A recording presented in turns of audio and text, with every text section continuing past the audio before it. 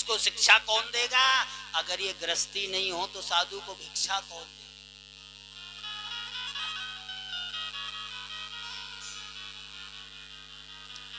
इसलिए ना शूद्र भगवत भक्ता विप्र भागवता स्मृति। श्रुति कह रही है अगर कोई शूद्र भगवान के चरणों का रसिक है तो वो श्रेष्ठ है, पूजनीय है।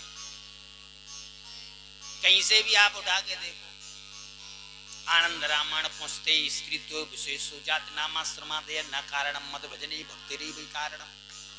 भगवान कह रहे मैं ये नहीं देखता तू पुरुष है, नारी है, नपुंसक है, ब्राह्मण है, क्षत्रिय है, वैश्य है, शूद्र है, ओनली एक भक्ति देखता हूँ। गीता जी के 9वें अध्याय का 32वें नंबर का श्लोक, मामी पार्श्वाश्रित ये पीशी पापियोनि है स्त्रियों वैसा तथा शूद्रस्ते यान्ति पराम गतिम। अर्जुन में ओनली भक्ति देखता हूँ।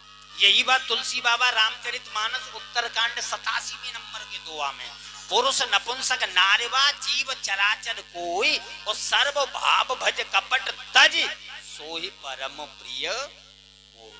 मैं ओनली भक्ति। जीवन में सरसता। तो श्री हरि यहाँ भागवत जी के 10 लक्षण बताए, अत्र सर्ग विसर्ग पोषण उन्नति मनवंतर ईशान कथा निरोध मुक्ति आश्रय। कोई भी कथा आप उठाओ, प्रत्येक कथा भगवान की ओर इंगित करती है।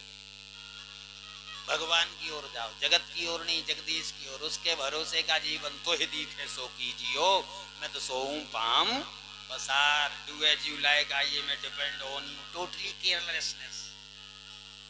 बस तेरे भरोसे का जीवन।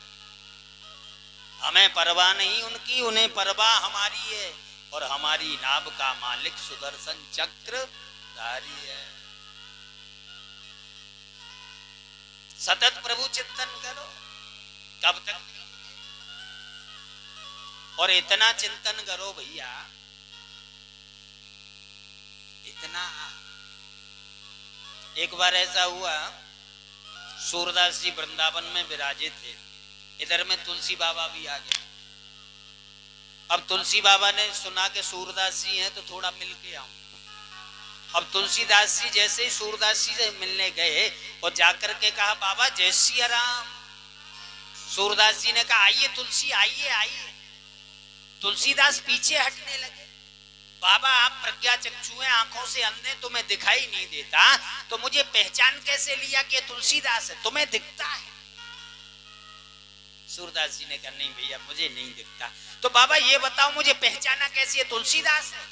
बाबा सूर ने कहा तुलसी इतनी दर्दीली आवाज से जय सिया राम तो कोई तुलसीदास ही बोल सकता, दूसरे की औकात क्या है?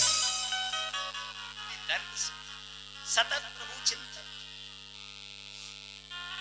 इतना चिंतन करो उसके नाम का। और प्रभु नाम की तो इतनी महिमा है, श्री हरि क्या बता। देखो एक निवेदन करूं, सागर पे जब पुल बनाया जा रहा था, सरकार सोच रहे रावण पे विजय करनी है, युद्ध करना, तो सेना पार कैसे हो? बोले सागर पे पुल बना। अब पुल की तैयारियां हो रही हैं। अब जैसे ही बोले कि अब पत्थर डूबने लगे, बोले क्या करे? बोले नन्नील जो है राम लिखते तो वो नहीं डूबते, हाथ लगाते। अब तैर तो रहे लेकिन वो टिके नहीं, तो एक पत्थर पे रा लिख दे, दूसरे पे मां फेविकोल का काम, जुड़ने लगा, पुल बनने लगा। राम। लेकिन एक शेरी राम है, एक ग्रंथ का नाम, वो भी रामायण है। शेरी राम में लेख मिलता है कि जब पुल बनने लगा तो रावण ने अपने पुत्र गंगा महासूरा को भेजा, उससे कहा जाओ पुल नष्ट करो। और जैसे ये गया तो श्री हरि हनुमान जी ने इसका वध किया।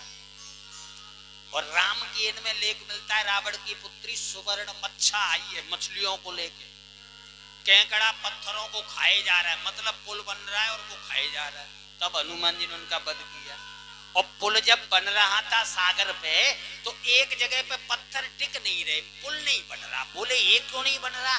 तब बताया गया कि ये पाताल जाने का रास्ता है, थोड़ा साइड से ले लो, नहीं तो रास्ता मिलो। अब पुल बना, चलो मान लो। रा और मां लिखते पुल बनने लगा। राम लिखा, एक कवि ने बड़ा सुंदर लिखा, पत्थरों पर क्या लिख रहे राम कि पत्थर पत्थर पर नाम जहां श्री राम लिखा होगा।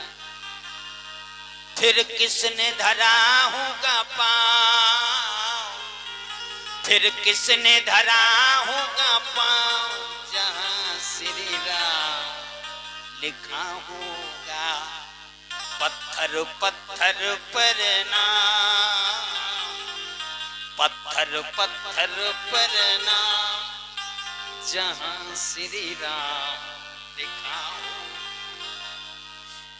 अब आप कल्पना करिए, जब प्रत्येक पत्थर पर राम लिखा है तो पैर किसने रखा होगा? राम पे पैर रख के कोई जाएगा? बोले फिर सेना पार कैसे हुई? बोले तुलसी बाबा कर रहे हैं, सेतु बंद वही भीड़ियत कपिनव पंथ उड़ाए, अपर जल चलन ऊपर चढ़ चढ़ पार जाए। जितने भी जल चढ़ते मछली, घड़ियाल, कछुए जो भी हैं, सब राम के दर्शन को ऊपर निकल आई जल पे, और सबने देखा तो बिल्कुल पाषाण बत हो गए, मतलब पूरे सागर को ही पाट दिया। तो ये भालू बंदर सेना सागर वो पुल से नहीं गई, इनके ऊपर चढ़ के चली गई जैसी सेतु बंद वही भीड़ है। लेकिन भावार्थ रामायण का लेख बोल रहा हूं। अब राम जी जैसे ही पुल पे पैर रखने के लिए उद्यत हुए, तैयार, भालू बंदरों ने रोक दिया, सरकार आप पैर मत रखिए। बोले क्यों? ये हमारे लिए बनाया है, तो कौन पार हो? भालू बंदर बोले आप पैर मत रख देना। बोले क्यों? क्योंकि महाराज आपके पैरों की चरणों की धूली में इतना बड़ा जादू के पत्थर की नारी बन जाती है, और इतने पत्थर जो पुल में लगे सब नारी बन गए, तो ये भालू बंदर युद्ध करेंगे कि जय सिया राम? भावार्थ रामायण से बोल रहा, बिल्कुल नगद कथा, उधार का रट्टा नहीं। अच्छा और सुनो, छोड़ो ये भी कथा।